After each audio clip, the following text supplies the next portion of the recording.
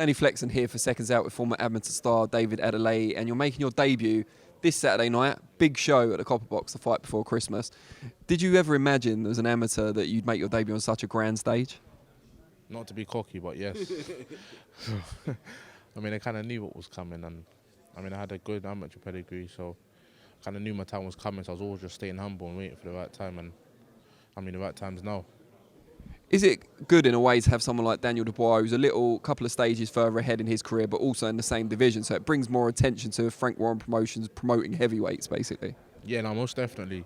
And him being a stablemate, I mean, we sparred many rounds before. I mean, that fight is obviously a fight that's going to happen down the line, so, I mean, it definitely is good. I mean, you kind of start promoting from now.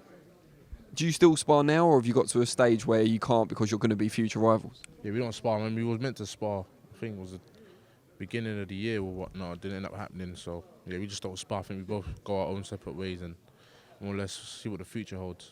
I mean, I suppose the plus side of that is when sparring partners are brought in for Daniel, for example, because there's a certain pot of money there to pay for guys from America and so on. You can then get the benefit of that as well. Oh, yeah, most definitely. I mean, sparring is kind of like where you learn your trade. So box is where it matters, and actual fights is where it matters, but sparring is where you learn your trade. So all of these guys are definitely relevant. So yeah. Is there also a benefit in that you can develop your career without too much pressure on you? Because Dubois is your stablemate both promotionally and in the gym. A lot of people are focusing on him because he's near that level now, and you can just kind of build and graduate and develop on your own. Yeah, there is pressure, but I mean, it comes with the territory, to be fair.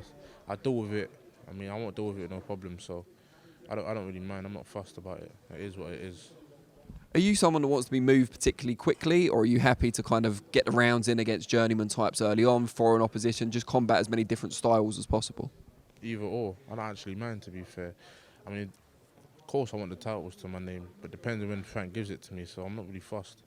I mean, I think you'll see what sort of pace I want to move at when I dismantle all of these boys, so yeah.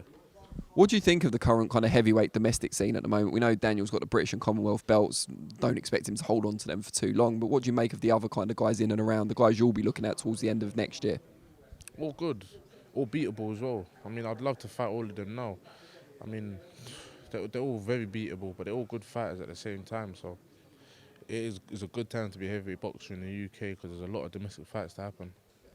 And is it good as well that you're with the Frank Warren team, you're on BT Sport, you'll be a focal point of their young crop that they've got coming through, you'll be one of the guys focused upon at a lot of these shows, I think? Yeah, no, most definitely. There's a lot of young heavyweights. I mean, heavyweight seems booming. You got a lot of boys that are big. I mean, they're not really good heavyweights, but they're just big, so I think they think, oh, boxing's easy and whatnot. They kind of come into the game, but it is good because that means there's a lot of boys to kind of choose from, and there's a lot of boys to fight, and there's a lot of fights to happen or to be made. And especially to be with Frank, it's easy to make these fights happen.